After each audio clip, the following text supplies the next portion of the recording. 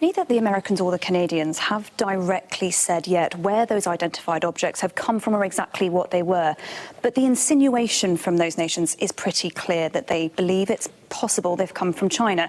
Chuck Schumer, the Senate Majority Leader, no less, has said he thinks it's likely they were part of a fleet of balloons coming from China. So all eyes were on this room today and on what the Chinese would say in response to that. This is the Ministry of Foreign Affairs here, and we attended a daily press conference that happens.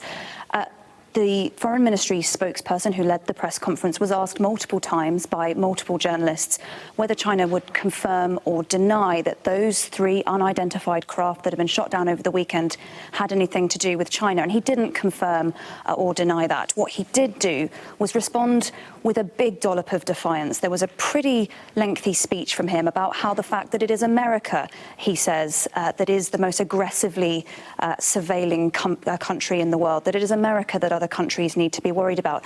And he offered this as a new piece of detail. He said that since January 2022, America has sent at least 10 spy-type balloons over into China's airspace. There was a lot of follow-up questions about when that happened, where it was, how did China respond at the time, and he didn't answer those questions directly, but it is nonetheless a very, very interesting accusation.